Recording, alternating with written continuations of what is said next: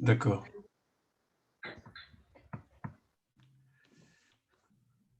Bien. Donc, tu fais un mot d'introduction ou c'est moi, Émilie? Je te Non, ça... laisse. Ouais, d'accord. Bon, ben, bonjour, bonjour tout le monde.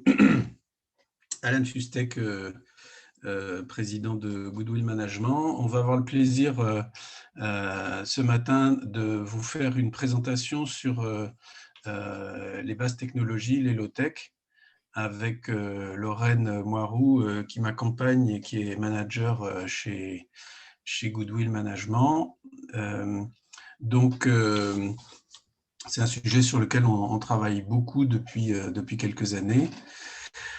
Donc, avant de rentrer dans le vif du sujet, les petites informations pratiques. A priori, on est ensemble jusqu'à 10 heures. Vous avez la possibilité de poser vos questions par le chat.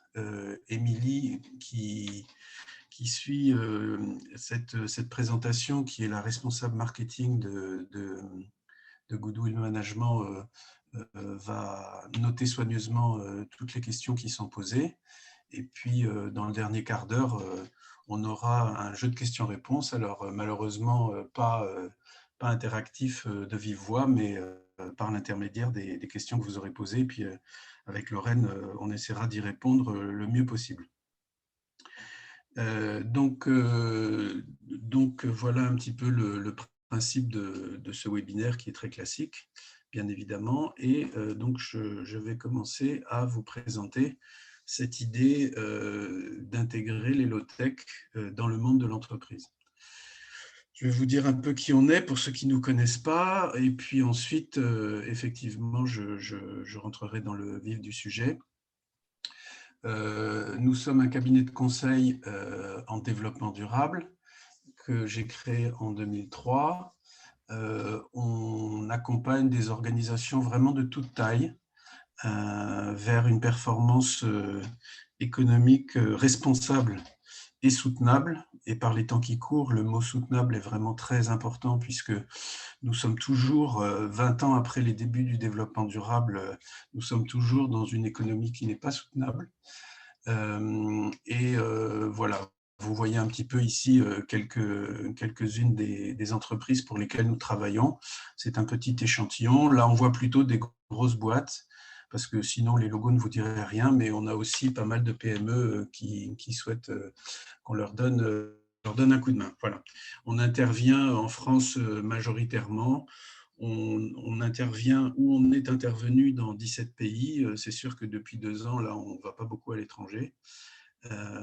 Et dans l'activité de Goodwill, vous pouvez considérer qu'il y a 3 gros morceaux.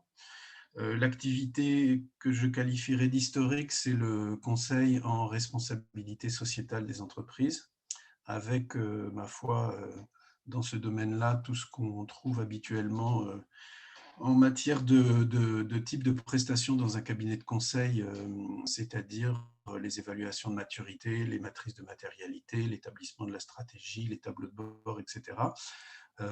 C'est un sujet sur lequel on a une expertise autour de la norme ISO 26000. Nous sommes également connus et reconnus pour un travail important sur l'économie et la finance du développement durable, avec un savoir-faire très original en comptabilité économique, sociale, environnementale, en social return on investment, c'est-à-dire de l'analyse coût-bénéfice au sens large, et aussi en capital immatériel. Et puis, la thématique dont on va parler aujourd'hui, nous avons commencé à investiguer ce sujet, à investir dedans de manière un petit peu plus récente, il y a 4-5 ans. Et donc, c'est le domaine spécifique de l'économie circulaire au sens large, mais avec un focus tout particulier sur une thématique que nous considérons comme absolument vitale pour la transition écologique et qu'on appelle les low-tech, ou en bon français, les bases technologies. Voilà. Et c'est ce que je vais vous présenter un peu ce concept, et puis ensuite, Lorraine vous présentera des réalisations concrètes dans les entreprises autour des low-tech. Voilà. Alors, pourquoi est-ce que on a aujourd'hui besoin de s'intéresser à ce sujet? Pourquoi, de notre point de vue, il est crucial de s'intéresser au low-tech? Eh bien, vous avez un petit schéma qui vous l'indique sur cette première page. C'est que, malgré tout ce qu'on peut raconter, à grand renfort de communication dans tous les sens, malheureusement, au moment où nous parlons, la transition écologique n'a pas commencé. Vous voyez sur le schéma à droite de cette page ce que l'on appelle un indicateur qu'on appelle le jour du dépassement. Alors, pour ceux qui ne seraient pas familiers, ben, c'est le jour de l'année où nous avons consommé toutes les ressources que la planète peut nous offrir pendant une année. Vous voyez qu'au niveau mondial, le jour du dépassement, il arrivait à peu près le 31 décembre de l'année en 1970. Et puis, ben, tous les ans, on perd des jours. Et en 2021, le jour du dépassement, alors je ne sais plus exactement quel jour c'était, mais enfin, en gros, c'était fin juillet. Voilà, le 30 ou le 29 juillet, quelque chose dans ce goût-là. Voilà. Donc, ça veut dire qu'on se trouve aujourd'hui avec une dette environnementale qui se creuse et qu'on ne rembourse jamais. Alors, vous pourriez me dire, d'accord, mais ça, c'est la vision qu'on peut en avoir au niveau mondial. Qu'en est-il au niveau français? Ben, au niveau français, c'est pire parce que comme on est un pays riche, on a une empreinte environnementale qui est plus forte. Et si vous voyez que là, par exemple, il y a des petites variations qui vont dans le bon sens de temps en temps. La crise sanitaire a généré une variation positive sur le jour du dépassement puisque plus personne n'a bougé pendant presque un an, mais globalement parlant, donc la tendance est assez effrayante. Et pour ce qui concerne la France, ben c'est pareil, c'est-à-dire que on est sur une tendance à perdre des jours tous les ans, et le jour du dépassement en France, c'est à peu près à la mi-mai. Voilà. Donc on doit absolument, absolument, absolument, c'est pas une option, les pratiques de responsabilité sociétale au sens le plus classique du terme, telles que nous les pratiquons chez Goodwill depuis 20 ans, sont absolument indispensables, mais elles ne sont pas suffisantes. Donc c'est nécessaire, c'est indispensable, mais ce n'est pas suffisant. Et on doit inventer des moyens plus frugaux de vivre confortablement, alors que nous sommes, vous le savez très bien, nous le savons tous, dans une course à la high-tech tout le temps. Voilà, mais qui génère un épuisement rapide des ressources. Et puis, sur le plan sociétal, les high-tech, ça crée aussi de l'exclusion. Donc, du coup, ben, venons sur les low-tech. Qu'est-ce que c'est que les low-tech? Alors, on a en ce moment chez Goodwill une mission qui nous tient beaucoup à cœur, qu'on traite avec l'ADEME, et qui consiste justement à produire pour la France une définition, j'allais dire officielle, des low-tech. Pour l'instant, il y a des définitions qui existent un peu de partout. Et donc là, je vous donne une forme de définition un petit peu provisoire. Hein. Les low-tech, ce sont des objets, des procédés ou des systèmes qui sont simples. Voilà. Donc il y a un élément majeur dans la notion de low-tech, c'est la réduction de la complexité, faire plus simple, qui sont utiles, c'est-à-dire qui rendent un service évident à l'être humain, et qui sont soutenables, à savoir que si le monde devient plus low-tech, eh bien, nous passons effectivement à une empreinte écologique de une planète, et vous voyez que pour l'instant, la tendance n'est pas celle-là. Alors, il y a un point qui est important sur ce sujet-là, c'est que, vous savez, très souvent, quand vous amenez un concept nouveau, on le positionne par rapport au concept existant, et puis la nature humaine fait que la réaction première, c'est souvent une réaction simple, voire simpliste, c'est-à-dire comment ça se positionne par rapport à l'existant, c'est mieux, c'est moins bien, c'est blanc, c'est noir, c'est vrai, c'est faux, etc. Et bien sûr, la tendance naturelle, c'est d'opposer les low-tech aux high-tech. Voilà. Nous, ce qu'on va vous montrer, c'est que les low-tech apportent une solution au problème, mais ne font pas, en tout cas pas chez nous, le procès des high-tech. Voilà. Et donc, on a une méthodologie hein, pour aider les entreprises à développer leur stratégie qui s'appelle la méthode du Y. Et la méthode du Y, c'est de dire ben, il faut effectivement développer les high-tech parce qu'on a besoin des high-tech. Il y a des tas de sujets sur lesquels les high-tech sont indispensables, mais il ne faut pas en mettre partout. Et il ne faut pas que ce soit la religion des high-tech et du progrès technologique, de la complexité, de la sophistication. Il faut, à chaque fois que c'est possible, et au maximum, pas en saupoudrage, au maximum, intégrer des low-tech pour réduire l'empreinte environnementale des objets, des procédés, des systèmes. Voilà. Donc, vous voyez sur le petit schéma qui est à droite, hein, si vous êtes exclusivement low-tech, effectivement, on va considérer que vous êtes un peu amiche. Voilà. Si vous êtes exclusivement high-tech, vous allez dans le mur en klaxonnant, et là, on est dans une situation où le mur n'est plus très loin. Et donc, c'est la combinaison des deux qui permet d'avoir une économie qui est à la fois équitable, prospère et soutenable. Donc, c'est dans cette logique-là que nous travaillons. On n'est pas en opposition au high-tech, on dit simplement qu'il ne faut pas les utiliser à tout bout de champ, en considérant que la nature pourra produire les ressources naturelles qu'elle consomme très vite de façon infinie. On sait très bien que ce n'est pas vrai. Alors, où est-ce qu'on en est aujourd'hui? En fait, si vous voulez, le mouvement des low-tech est un mouvement qui est très vivace. Je parlais tout à l'heure de la mission que nous avons pour l'ADEME en ce moment. Elle ne comporte pas simplement une définition des low-tech pour la France, elle comporte aussi un recensement de toutes les activités. Et nous avons en France un mouvement en faveur des low-tech qui est extrêmement actif. On a recensé à peu près 600 acteurs en France qui promeuvent les low-tech, qui fabriquent des low-tech. Là, vous voyez par exemple une image d'une association d'agriculteurs française, c'est une fédération d'associations d'agriculteurs en France qui s'appelle l'Atelier Paysan, et où on fabrique des machines agricoles très simples, souvent sans moteur, qui avancent donc à pédale par exemple, et bien sûr qui ne sont pas chers du tout et qui permettent de faire le job. Voilà.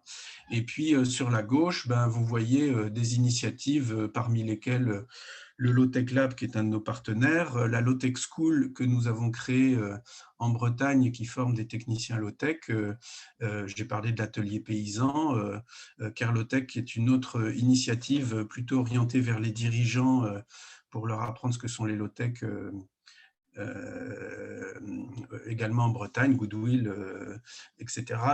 Oséon, ingénieurs engagés, il y en a vraiment plein. Voilà. Mais la réalité aujourd'hui et le défi auquel nous sommes confrontés, c'est que pour l'instant, si vous voulez, les low-tech sont beaucoup prises en charge, portées, développées, promues par le monde associatif, le monde militant, le monde de l'open source, qui est un petit peu à la marge de l'économie telle que nous la connaissons et de la façon dont vivent les Français. Or, pour que les low-tech aient un impact significatif sur la transition écologique, eh bien, elles ne peuvent pas rester marginales, parce que sinon, elles ont un impact qui est quasiment nul. Donc, il y a effectivement un challenge, c'est démocratiser les low-tech, faire en sorte qu'elles rentrent dans les maisons, dans les familles, et aussi beaucoup, bien évidemment, dans les entreprises.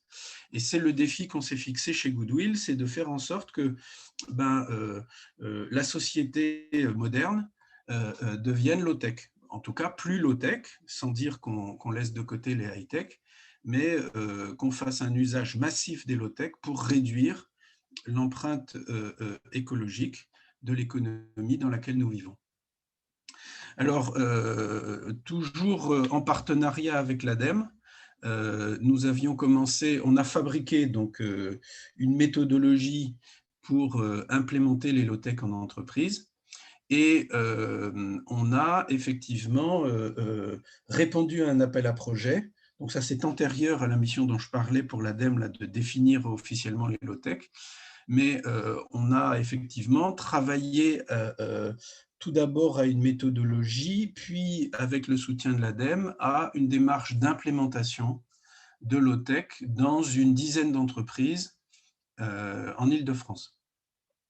Et donc c'est très intéressant puisque on voit qu'il y a des tas de possibilités pour, entre guillemets, low-techiser l'entreprise, c'est-à-dire réduire la complexité de ses activités, réduire la complexité de ses objets et obtenir donc, par voie de conséquence, des réductions significatives d'empreinte environnementale, mais aussi, ne l'oublions pas, d'acceptabilité, enfin d'accessibilité sociale.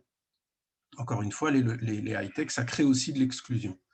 Alors, vous voyez les logos des différentes entreprises pour lesquelles nous avons travaillé. Il y a là-dedans du monde tertiaire, il y a de l'hôtellerie, il y a de l'industrie, il y a des services, enfin bref, il y a une bonne diversité.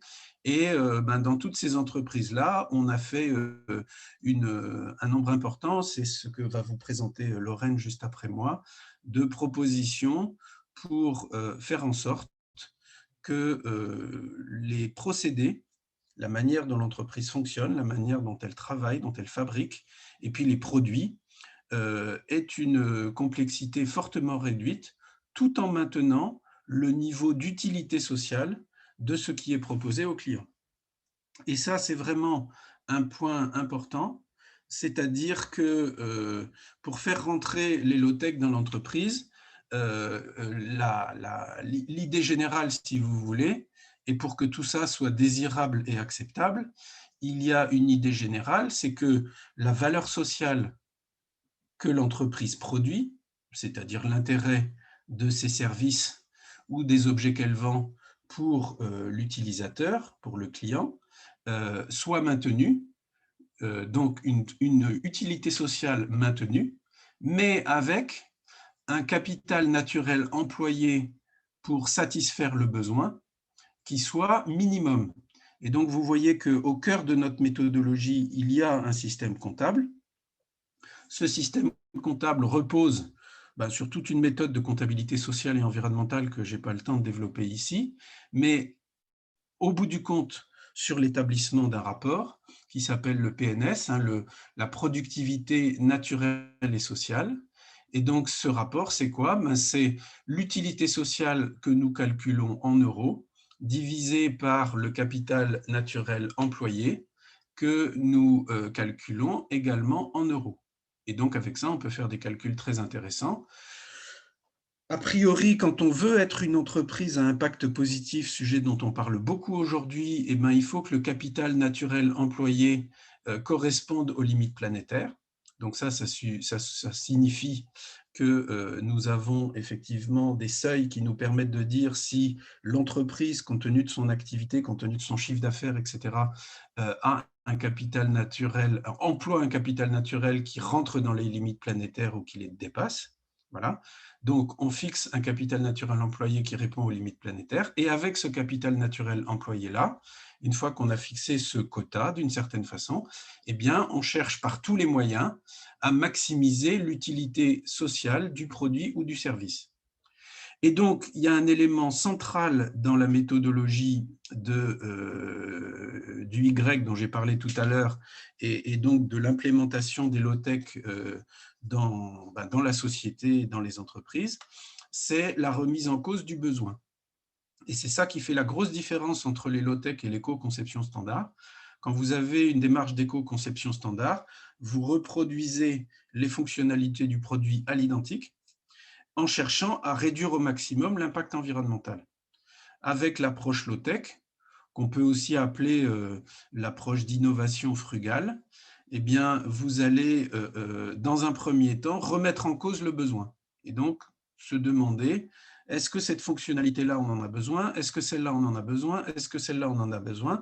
Et quand on fait l'inventaire de toutes les fonctionnalités d'un produit, il y a très souvent certaines fonctions qui sont pas de la plus grande utilité. Et parfois, vous arrivez à les réduire, ces fonctionnalités-là, les supprimer, et puis l'utilité sociale n'a quasiment pas bougé. Donc, utilité sociale constante, capital naturel employé qui est divisé par 3 ou par 4, ça y est, l'économie, elle est soutenable en fait. Voilà. Et j'insiste sur un point très important, c'est que les low-tech tels que nous les cherchons à les promouvoir chez Goodwill Management, ce n'est pas une religion, ce n'est pas un dogme. C'est-à-dire que on n'est pas opposé au high-tech du tout. Heureusement qu'il y a les high-tech pour plein de choses. Hein. Comme je dis souvent, moi, j'ai pas envie que mon cardiologue il soit low-tech. Hein. Donc il nous faut des low-tech, mais pas à tout bout de champ. Et donc, quand nous arrivons dans une entreprise et que nous proposons la mise en place de low-tech, on fait des calculs. On fait des calculs d'impact social et environnemental, de rapport PNS. Et si une high-tech est plus efficiente à tous égards qu'une low-tech, eh ben, on prend la high-tech, bien sûr. Donc, ce n'est pas parce que c'est low-tech que c'est mieux. Vous voyez ce que je veux dire? Par contre, à partir du moment où vous avez une méthodologie qui remet en cause le besoin, qui élimine tous les gadgets, ben, c'est sûr que ça fait un avantage dans la conceptualisation du produit, ça fait un avantage de la low-tech pour réduire l'empreinte qui est évident. Voilà. Donc, une méthodologie, comme vous le voyez, avec 4 phases. Hein. D'abord, on regarde l'existant. Ensuite, on regarde l'impact de l'existant. On cherche des alternatives low-tech. Et sur ce terrain-là, il y a plusieurs approches. On a une base de données qui nous propose des tas de produits. On a aussi des méthodologies qui sont plus analytiques, où on va rentrer au cœur du produit et faire ce qu'on appelle de l'analyse de la valeur, etc. Et puis ensuite, sélectionner et implémenter. Voilà. Donc, je vous ai dit un petit peu la façon dont à la fois on envisage les low-tech, la façon dont on les met en œuvre et les quelques éléments, comme vous venez de le voir ici, sur la méthodologie pour faire le travail dans les entreprises. Et donc, je vais passer la parole comment dirais-je, à Lorraine, qui va vous donner des tas d'exemples de ce que l'on peut faire en matière de basse technologie dans la vie de tous les jours et pas simplement dans le fond de son garage avec un truc bricolé qui est fort intéressant mais qui ne pourra jamais être utilisé par des consommateurs ou par des entreprises. Lorraine, c'est à toi. Merci Alan. Du coup, en faisant notre étude pour la DEM Île-de-France d'intégration des low-tech dans les entreprises, on a été chercher un petit peu tout un tas de solutions pour pouvoir nous aider dans le cadre de notre étude. Et on a procédé de 2 manières. Une manière top-down, où on partait des besoins de l'entreprise et de répondre à ces besoins, ces satisfactions pour trouver des solutions. Et on a aussi travaillé dans une autre logique plutôt bottom-up, où on faisait le tour de notre base de données en disant il y a peut-être des solutions low-tech qui sont implémentables facilement, même si voilà, ça ne découle pas d'une logique de réduction des postes principaux d'impact environnemental. Et on a trouvé tout un tas de solutions, et notamment des solutions et aussi des entreprises qui sont basées sur la low-tech. Donc, il en existe quelques-unes aujourd'hui, beaucoup plus que ce qu'on pensait. Comme disait Alan, en France et dans le monde, on a recensé plus de 600 acteurs. Donc, du coup, de quoi proposer tout un panel de solutions low-tech.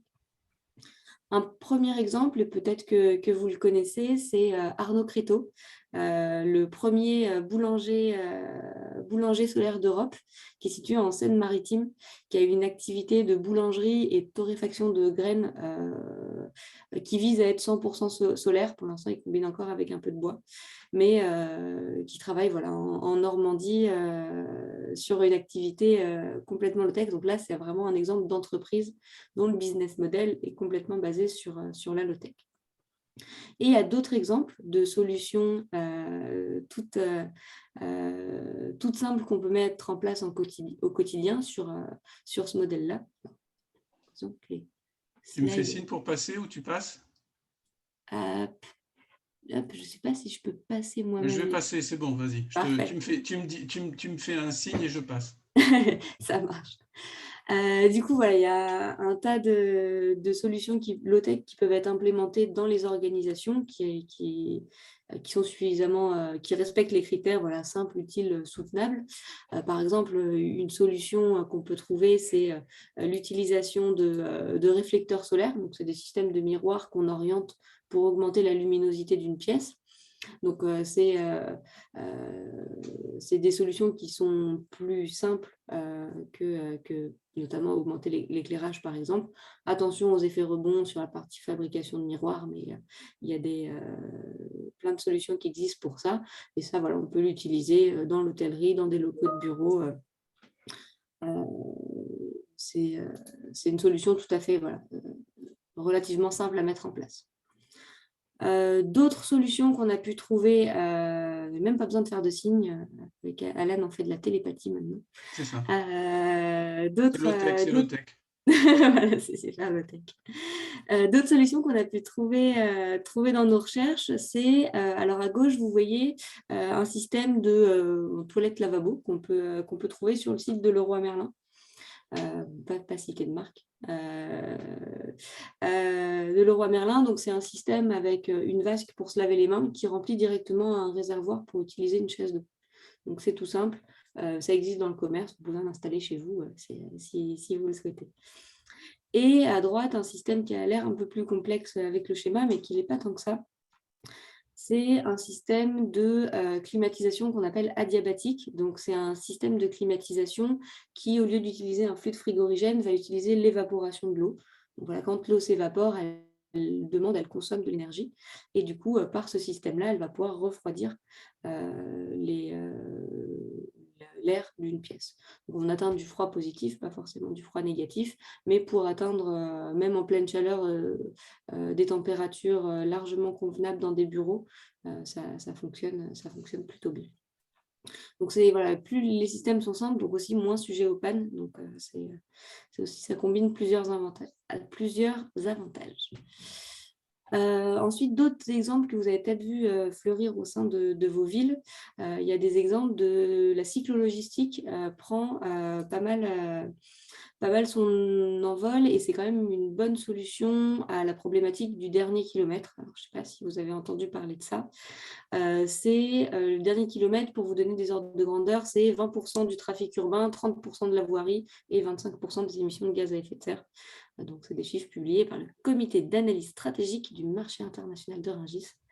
Et du coup, c'est une vraie solution que la cyclologistique apporte à ces problèmes, donc de place sur la voirie, de réduction des émissions de gaz à effet de serre, aussi du bruit, tout simplement.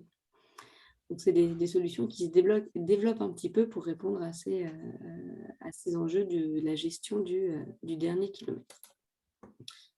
Dernier exemple, c'est une solution alors qu'on a aimé étudier parce qu'on a vraiment envie de s'affranchir du biais du survivant sur les entreprises qui se montent sur la low-tech.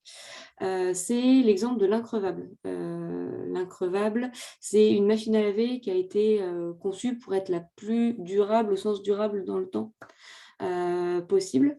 Donc, en étant plus réparable, plus évolutive et plus simple aussi pour permettre sa réparation, bien évidemment. Et malheureusement, le projet a été suspendu faute de partenaires industriels et financiers pour finaliser son développement et sa commercialisation. Mais on les suit beaucoup avec attention parce que c'est un bon exemple. Ils ont essuyé pas mal de plâtre sur la question de monter une entreprise qui se reconnaît ou pas de la low-tech, mais monter une entreprise dans ce secteur-là et de voir quels ont pu être les écueils auxquels ils ont pu faire face. Donc voilà, un petit exemple d'une solution qui n'a malheureusement pas pu aller au bout. Et du coup, en faisant le point... Ouais, Non, je ne reprends pas, j'apporte un petit complément. L'increvable, elle était conçue pour avoir une durée de vie de 50 ans. Voilà. Exactement. Et donc, en terminant cette étude, donc des 10 organisations franciliennes qu'on a accompagnées sur leur transition low-tech, en tout cas sur l'intégration de plus de low-tech dans leur fonctionnement, on a identifié 6 critères qui font que les low-tech peuvent être intégrés en entreprise. Ces 6 critères sont revenus systématiquement dans le cadre de notre étude. Donc, c'est les low-tech, elles s'intégreront en entreprise si elles respectent la réglementation. Ça vous paraît certainement évident, mais sans respect de la réglementation, des normes en vigueur, ce sera difficile de les faire rentrer en entreprise. Faut également qu'elles aient un impact qui soit limité sur la productivité des salariés. notamment. Si on installe une solution low-tech et que ça prend 2-5 fois plus de temps pour réaliser la même tâche, ça ne va pas forcément être possible. Donc, il faut que ça se fasse à productivité égale ou vraiment des deltas qui soient très acceptables. Ensuite, il faut une fiabilité opérationnelle. Donc, c'est-à-dire que si on a un souci avec notre machine low-tech, avec une solution low-tech qu'on a intégrée dans l'entreprise, il faut pouvoir assurer sa remise en service, donc notamment via un SAV, via des compétences pour la réparer en interne. Enfin, il faut qu'elle puisse assurer la continuité de l'activité, on va dire ça comme ça. Ensuite, il faut qu'elle soit acceptable socialement. Alors ça, c'est valable pour les salariés notamment, c'est valable aussi pour les clients. Si la solution est perçue, j'utilise bien le mot perçu, comme dégradante par rapport au travail, par rapport aux clients, c'est quelque chose qui passera pas, qui ne sera pas mis en place dans les solutions qu'on a pu proposer. Bon, bien évidemment, il faut respecter la sécurité, ça va un petit peu avec les exigences réglementaires. Et il faut aussi que le prix soit acceptable de la solution qu'on propose. Le prix ou au moins le coût, donc avec la durée d'amortissement, éventuellement, si l'assurance de la garder plus longtemps, ça peut jouer. Donc voilà 6 critères qu'on a identifiés dans le cadre de l'étude. Je ne vous l'ai peut-être pas redit, mais l'étude est disponible sur notre site internet. Émilie a dû vous remettre le lien dans le chat. Le livre blanc ainsi que toutes les fiches solutions pour les différentes organisations accompagnées. Donc voilà, ce sont des critères que vous retrouverez dans le livre blanc et qui sont des conditions pour l'intégration des low-tech dans les entreprises. Donc il va falloir qu'on se mette à produire des solutions qui respectent tous ces critères pour accélérer leur déploiement. Ensuite, pour aider à leur déploiement, donc il ne va pas seulement falloir respecter tous ces critères, mais il va falloir travailler sur la levée des freins. Alors, la levée des freins, on en a identifié des freins qui peuvent être de 2 types. Donc, des freins qui vont être plutôt externes, donc on en a parlé, la réglementation, les normes, la sécurité.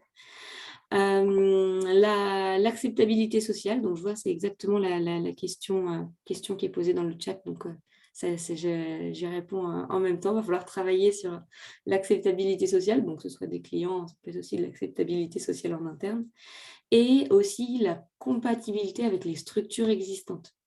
Je vais vous donner un exemple. On va parler de solutions, notamment qu'on pourrait considérer comme low-tech dans la question du numérique, qui fonctionneraient sous Linux, par exemple. Et du coup, si tout votre système actuel fonctionne sous iOS ou sous Windows, il n'y aura pas forcément de compatibilité avec vos structures actuelles.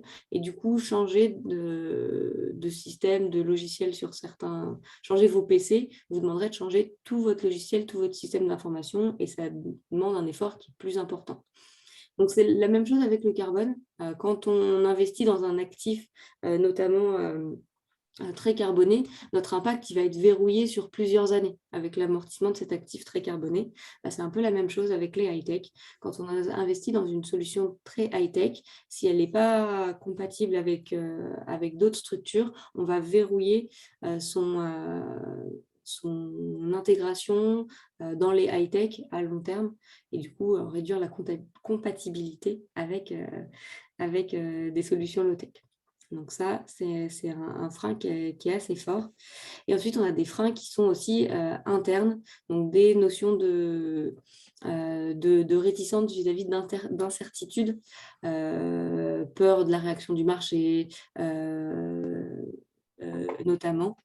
Et aussi les objectifs de l'entreprise, donc les fournisseurs actuels qui proposent pas ces solutions, qui sont eux également pas compatibles avec les solutions, les fournisseurs, le mode de fonctionnement.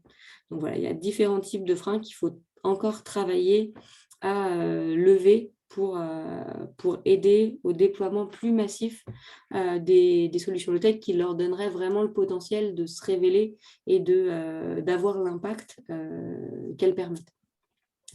Donc, voilà. Et pour finir, donc, comment travailler là-dessus à l'avenir. Hop. Il y a encore plein de choses à faire. Donc, il faut travailler sur la partie réglementaire, donc faire reconnaître des solutions low-tech, leur permettre d'être assurés. Ce n'est pas toujours le cas. Je peux vous donner des exemples. Dans la cyclo-logistique, le vélo cargo ne rentre pas toujours dans les cases des assureurs. Faut leur donner de la visibilité, il faut les rendre aussi désirables, souhaitables, les faire connaître, parce que c'est nécessaire pour les aider à gagner en visibilité. Ensuite, il faut aussi accorder des moyens pour aider à leur déploiement, donc des moyens financiers et en nature. Il faut savoir que les low-tech aujourd'hui, elles ne rentrent pas dans les cases de tous les financements qui existent. Donc, je pense par exemple à de la microméthanisation qui ne rentrerait pas forcément dans les cadres de financement pour de la méthanisation plus classique qui demande des seuils de production minimum pour être accordés. Donc, il y a un peu des travaux à faire là-dessus. Il faut communiquer aussi. Créer des collectifs d'entreprises, notamment pour permettre ces partages d'expériences, montrer des exemples concrets d'entreprises qui ont fait ce choix-là. Et l'exemple d'Arnaud Créteau en est un bon, mais il y en a plein d'autres à explorer. Et création de nouveaux imaginaires.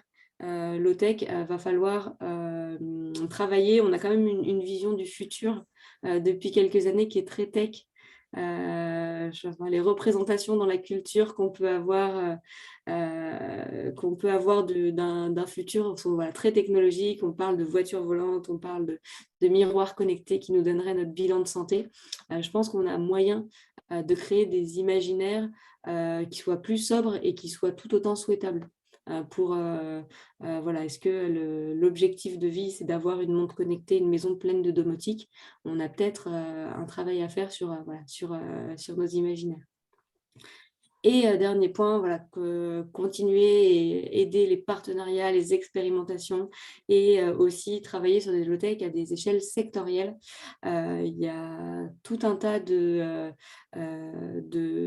solutions qui sont intéressantes à regarder à des échelles plus sectorielles. Notamment dans le cadre des travaux qu'on peut mener, il y a des choses super chouettes à faire dans le domaine du numérique, dans le domaine de la santé, dans l'agriculture, et les expérimentations sectorielles sont quelque chose vers lequel on aimerait aller plus pour aider à promouvoir ces solutions. Et dernier petit retour d'expérience, parce que je trouve ça toujours intéressant. Je vais vous donner 3 retours d'expérience sur les 10 organisations accompagnées pour vous aider à vous représenter un petit peu ce que ça a pu donner. Sur les 10 accompagnés, je vous en ai mis 3. Donc voilà, les fiches sont disponibles sur notre site si vous voulez creuser un petit peu. Le premier exemple, c'est l'UNI. Alors, je crois que c'est une question qui a été posée à un moment. Pour faire nos calculs, notamment de PNS, on choisit le périmètre avant de se lancer dans les calculs. Et notamment chez l'UNI, on a travaillé sur le produit vendu et pas sur l'organisation de l'entreprise au sens large. Pourquoi?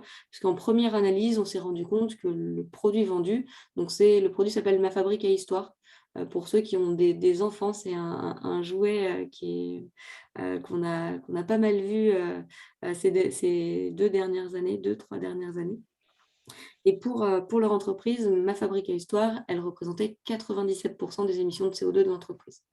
Du coup, on s'est dit qu'en se concentrant chez eux sur le produit, on allait certainement, avec des solutions low-tech, taper juste. Donc, chez eux, on a travaillé sur 8 solutions low-tech, donc 3 sur l'alternative à l'écran, qui représentait plus de la moitié de l'impact de la Fabrique à Histoire en tant que telle. Donc, suppression de l'écran, remplacement de l'écran par un tableau de LED et remplacement de l'écran par un système de braille, comme vous savez, les écrans, les claviers qu'on peut brancher pour des personnes qui sont déficientes visuelles. Donc, on a travaillé sur 3 alternatives à l'écran. On a travaillé sur 3 composants électroniques low-tech sur produire une LUNI à manivelle, donc pour réduire les composants électroniques, notamment la question de la batterie, etc. On a travaillé sur des composants qui seraient recyclés. Et aussi, la dernière, c'était travailler sur un sujet un peu spécifique qui est la finition des circuits imprimés. On peut utiliser des process qui sont moins consommateurs de ressources, des process de type passivation, si c'est un sujet que vous maîtrisez un petit peu. Et enfin, travailler sur la coque, une coque en matériaux différents, donc une LUNI qui serait en plastique recyclé et une LUNI qui serait en bois. C'était assez intéressant parce que le premier prototype de cette fabrique à histoire était originellement en bois. Donc, c'était intéressant d'étudier ces solutions. Donc, certaines seront mises en place, certaines non. Ils ont fait des tests avec des enfants sur certaines de nos solutions pour voir l'intérêt de ces solutions.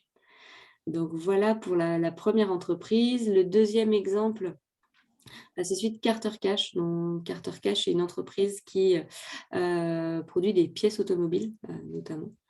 Et on a travaillé sur des sujets, on a travaillé sur l'entreprise, l'organisation et les produits qu'elle vend. Donc, le périmètre était un petit peu différent.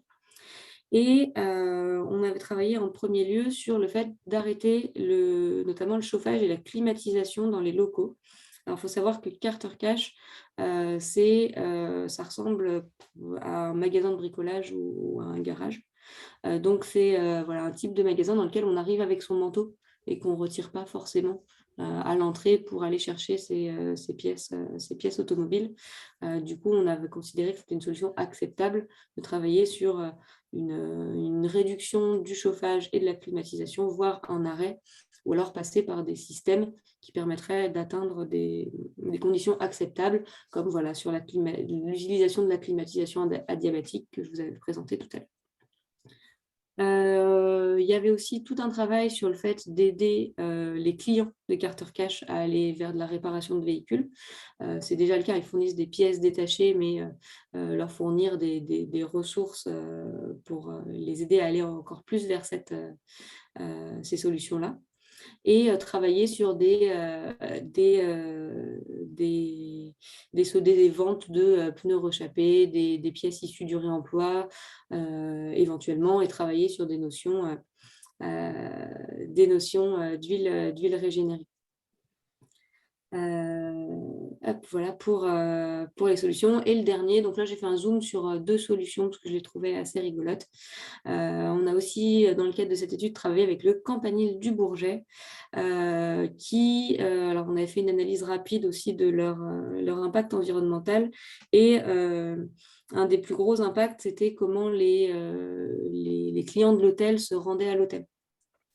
Un sujet sur les déplacements. Et du coup, l'hôtel est vraiment très proche de l'aéroport et ils font actuellement les allers-retours en van entre l'aéroport et l'hôtel. Et du coup, on avait notamment proposé, c'est vraiment très très court le trajet, à la fin du contrat de location de leur van actuelle, remplacé par une solution de taxi-vélo pour permettre aux clients de faire ce trajet. Donc, qui était une solution qui était aussi assez économique, parce qu'il n'y a pas forcément de coût à l'utilisation sur l'essence, sur l'assurance, c'est un petit peu différent.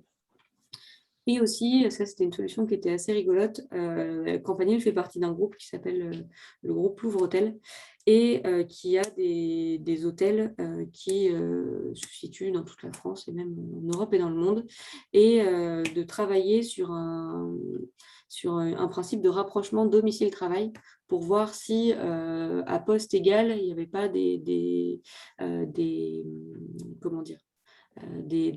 échanges à faire entre des lieux de travail certains salariés par rapport à leur lieu de domicile pour à poste égal pouvoir proposer des temps de trajet plus courts à ses employés. Le fait d'avoir un groupe, ça nous permettait de proposer ce type de solution-là. On sort des low-tech au sens technique, mais on pourrait dire que d'un point de vue low-tech organisationnel, comme on répond aux questions simples, utiles, soutenables, ça peut y rentrer quand même. On n'a pas proposé que des solutions tech dans le cadre de cette étude. Je vois les questions qui défilent au fur et à mesure. C'est pour ça que je me permets d'y répondre. Voilà pour les solutions que je voulais vous présenter, qu'on voulait vous présenter avec Alan. Émilie, je ne sais pas si tu veux dire un mot sur les prochains webinaires et on pourra passer peut-être aux questions.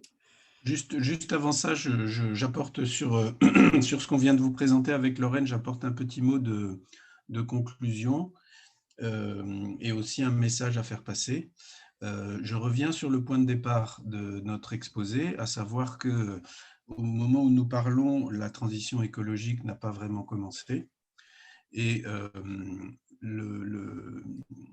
l'idée, si vous voulez, d'implémenter les low-tech dans la vie de tous les jours et dans les entreprises, c'est pour réussir à amorcer cette transition qui est vitale, hein, qui est cruciale. C'est pas une option. Si on change pas nos façons de faire, on a des grosses difficultés, des catastrophes dans les 2 décennies, quoi. Donc c'est un enjeu qui est majeur. Mais en même temps, ce que vous avez vu dans les exemples qu'a pris Lorraine, c'est que les évolutions qui sont proposées sont des évolutions compatibles avec nos modes de vie. C'est simplement que il faut être ingénieux, il faut avoir une créativité soustractive plutôt qu'une créativité additive, c'est-à-dire plutôt que de rajouter de la complexité à la complexité, de se dire qu'est-ce que je peux enlever sans que ça pose de problème. On n'est pas du tout habitué à ça. Et moyennant ça, on arrive à des réductions d'impact qui sont suffisantes. J'insiste là-dessus, qui sont suffisantes. C'est-à-dire que vous pouvez, avec une approche low-tech, réduire les impacts environnementaux d'une entreprise par 3 ou par 4. Et donc, dans ces conditions-là, on atteint la soutenabilité. On en est très loin, mais il y a un chemin. Je ne dis pas que c'est facile, je dis simplement que c'est possible. Voilà. Un dernier exemple, et puis je passe la parole à Émilie, parce qu'on pourrait dire que tout ça c'est bien joli, mais l'impact énorme sur l'environnement, c'est la consommation d'énergie. On a en France un potentiel pour générer du biogaz qui nous permettrait de nous passer du gaz fossile. Voilà. Donc la production de biogaz, c'est low-tech. C'est absolument low-tech. Il n'y a pas plus low-tech que ça pour avoir de l'énergie, effectivement, à faible impact environnemental. Voilà. Donc, je vous remercie beaucoup de votre attention. Et puis, à toi, Émilie. Oui, je ne vais pas trop m'attarder sur les webinaires parce qu'on a plein de questions, mais sachez que si vous suivez nos réseaux sociaux ou sur notre site, il y a une rubrique agenda et vous pourrez les retrouver. Et on enchaîne sur les questions parce qu'il y en a beaucoup. Alors, Alan, pour commencer, quelle différence fais-tu entre le terme soutenable et durable? Pas vraiment de différence. Pas vraiment de différence. Vous pouvez considérer que c'est la même chose. Je vais quand même apporter un petit complément.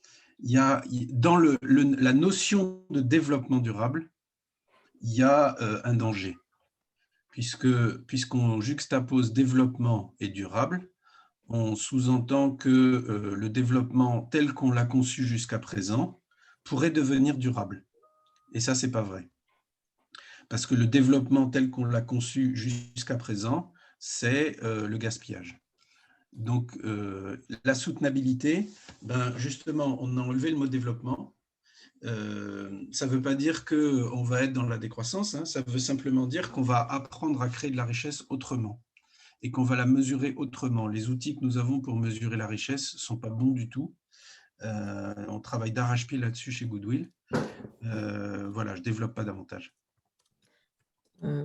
Tu fais une très bonne transition. Après, on va passer à des questions plutôt techniques sur la manière de mesurer l'impact des low-tech dans la méthodologie.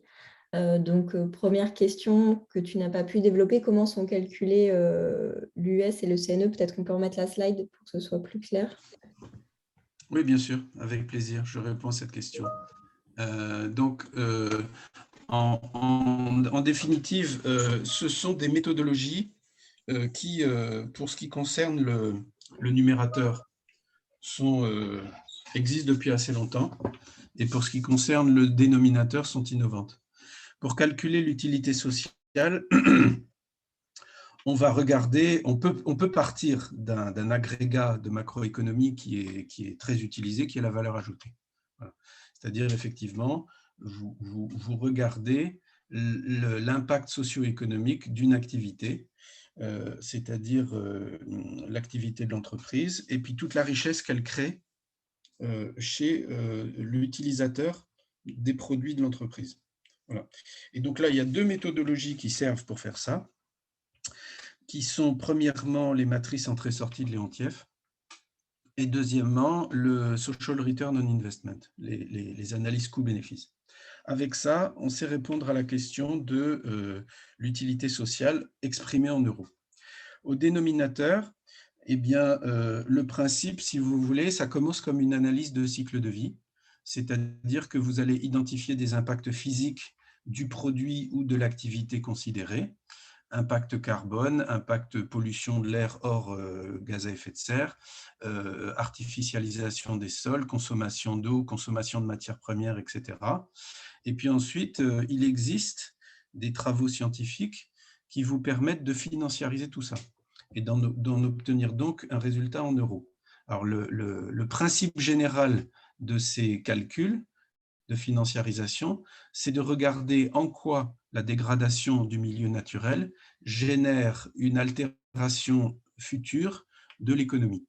Et donc, les euros que l'on calcule, c'est de la perte de richesse future du fait de la dégradation de l'environnement. C'est le principe qu'on a sur le coût de la tonne carbone, hein, c'est-à-dire qu'est-ce que ça va détruire comme richesse à long terme, ou c'est le principe qu'on a sur les services écosystémiques, c'est-à-dire si on bousille toutes les abeilles, eh ben, il faudra polliniser à la main, et ça coûte très très cher, donc on sait calculer le coût de la pollinisation à la main, et ça nous donne la valeur des services écosystémiques qu'on est en train de détruire.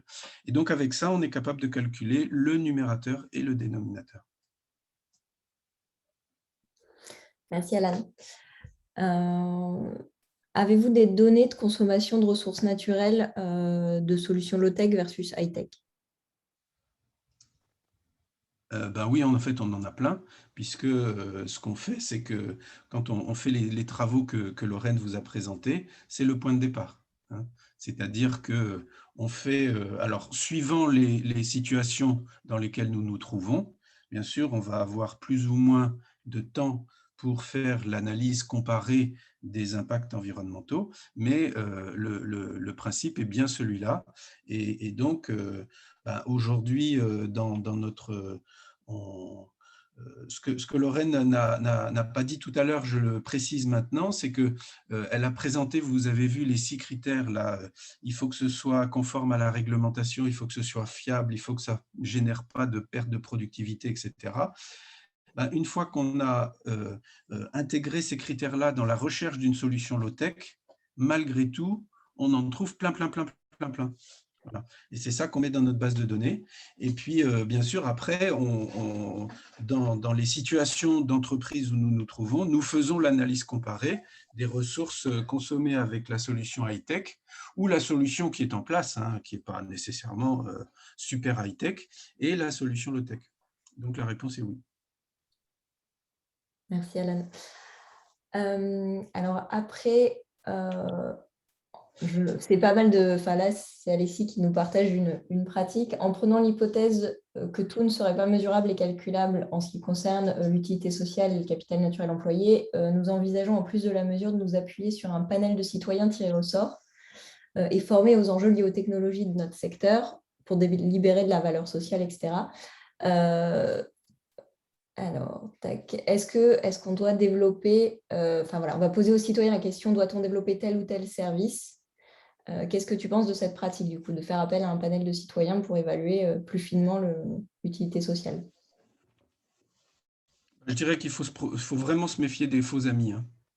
Donc, l'idée, effectivement, de se baser sur des perceptions ou des ressentis, ça peut être intéressant parce que ça permet d'explorer des nouvelles voies. Mais nous, quand on fait les calculs, on a des écarts monstrueux entre le perçu et le mesurer. Voilà. Et parfois, on va avoir l'impression que on a un truc sur… je vais vous prendre un exemple très concret dans ce que Lorraine vous a présenté tout à l'heure.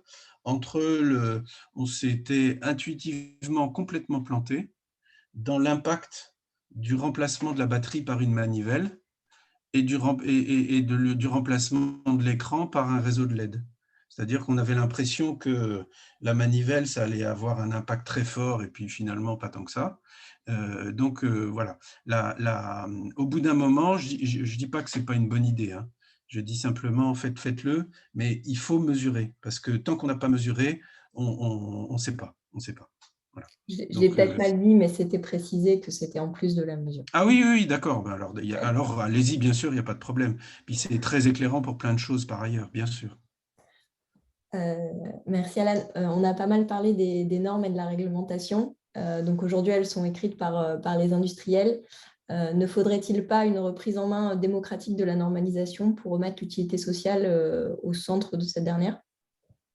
Voilà, et ne faudrait-il pas, un peu dans la même logique, que des acteurs de la low-tech intègrent les comités de normalisation? Ça, c'est une question un peu politique quand même. Hein.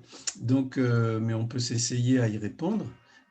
Si vous voulez, d'abord, ce n'est pas les industriels qui font les normes. Hein. C'est, comment dirais-je, enfin, ils y participent. Mais la réglementation, elle est produite par les parlements. Par le Parlement français, par le Parlement européen, etc. Et vous avez des tas de réglementations qui sortent, qui posent d'ailleurs des problèmes sérieux aux industriels.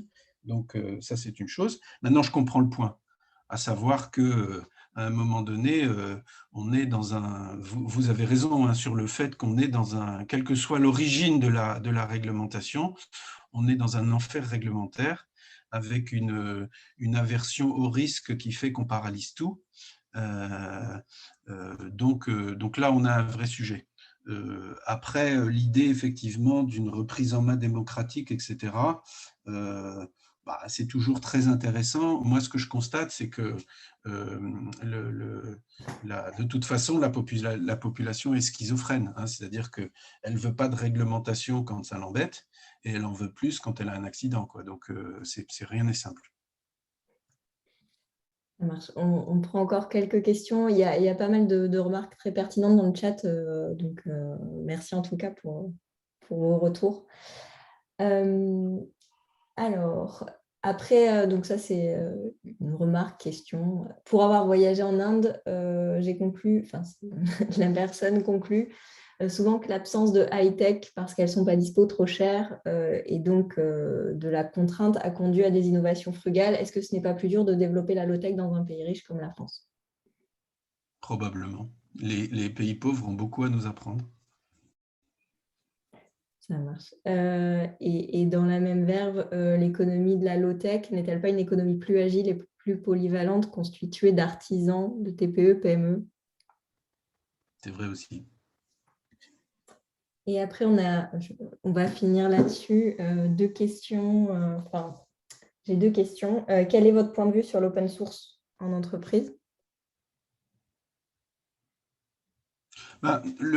Comment dirais-je, l'open source, vous avez vu tout à l'heure, hein, je fais un petit détour avant de répondre directement à la question, vous avez vu tout à l'heure le positionnement de Goodwill. Nous, on est des gens d'entreprise, on croit dans le modèle de l'entreprise, qui est un modèle très efficace. Quand l'entreprise devient dirigée par du capitalisme financier et gigantesque, ça devient une cellule cancéreuse.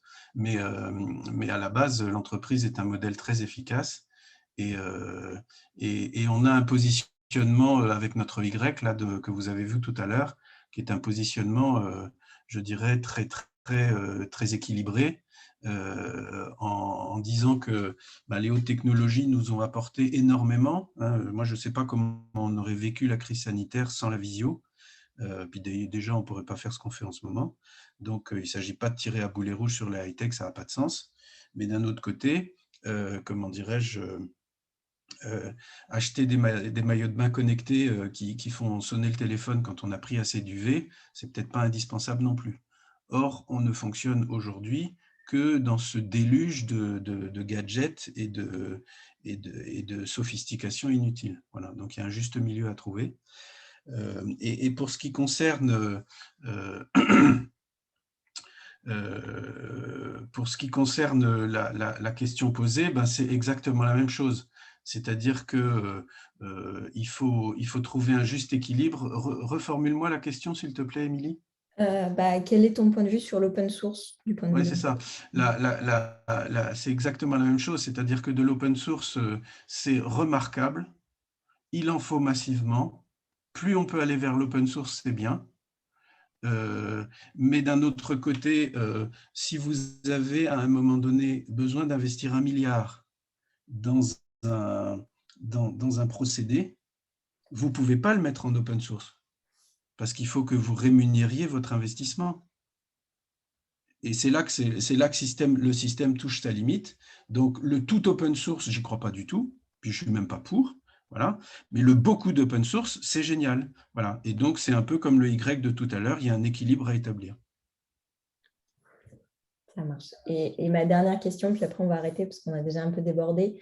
Où en est la réflexion low-tech dans le numérique? Ben, ça bouge bien. Il y a pas mal de choses qui se font,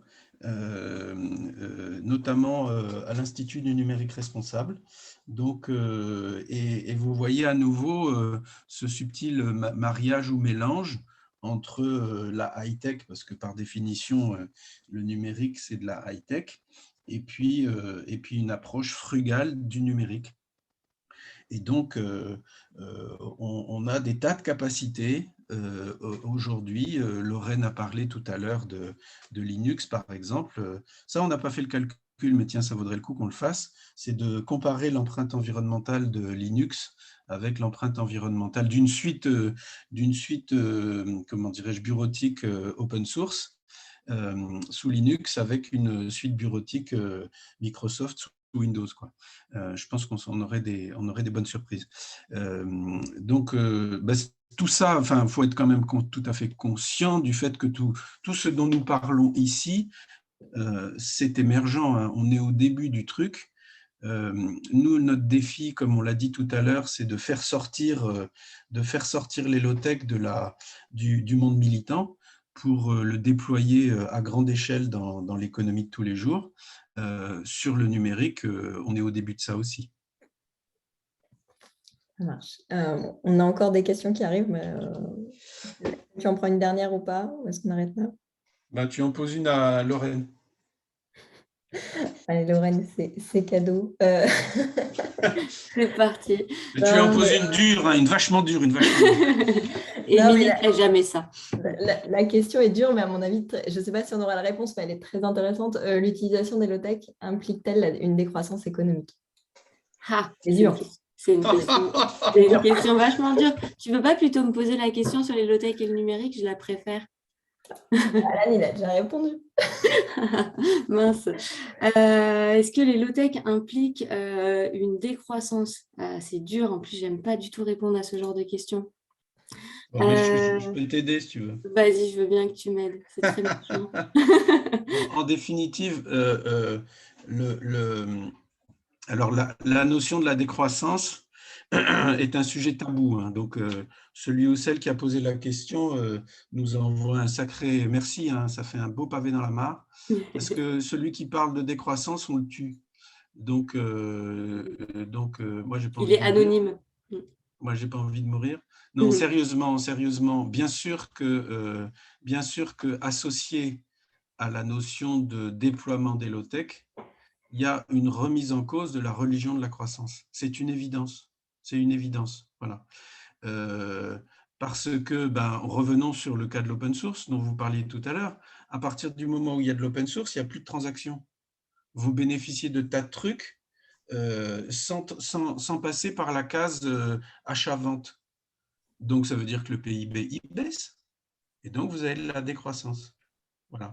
Donc, c'est l'évidence même. Cela étant dit, le challenge qu'on a aujourd'hui, Mais il faut manger l'éléphant par morceaux, parce que vous voyez, par exemple, on a une méthode de comptabilité, de triple comptabilité économique, sociale et environnementale. Elle est encore jeune, même si elle marche très bien, il faut qu'on l'améliore. Le coup d'après, c'est d'inventer une autre façon de mesurer la richesse. Voilà, parce que le PIB, c'est un truc tout pourri. Et donc, moi, je ne dirais pas qu'il faut se mettre dans une religion, enfin, dans une logique de décroissance. Il faut se mettre dans une logique de mesurer la richesse et la croissance de la richesse autrement. Donc, je parlerai peut-être d'alter-croissance, vous voyez, où on ne mesure pas la même chose. Moi, je souhaite bien évidemment qu'il y ait un développement maximum de mon bien-être, du bien-être de ma famille et du bien-être de tous les humains qui nous entourent. Évidemment, c'est vrai, tout le monde veut ça. Voilà. Mais ce n'est pas du tout évident que ce bien-être dont on cherche la croissance augmente parce que on a remplacé, comment dirais-je, sa 2 chevaux par une Tesla. Ce n'est pas du tout évident. Or là, ça fait grimper le PIB. Donc l'idée, c'est de réinventer complètement les systèmes comptables et les systèmes de mesure de la richesse et même de redéfinir ce que c'est que la valeur ou ce que c'est que la richesse. Voilà. Super, on va s'arrêter là. Merci beaucoup à tous les deux. Merci à tout le monde pour votre écoute et vos belles questions. Sauf la dernière. Non, elle était très bien. Elle était très bien. Bonne journée à tous. Merci beaucoup, au revoir. Merci, au revoir.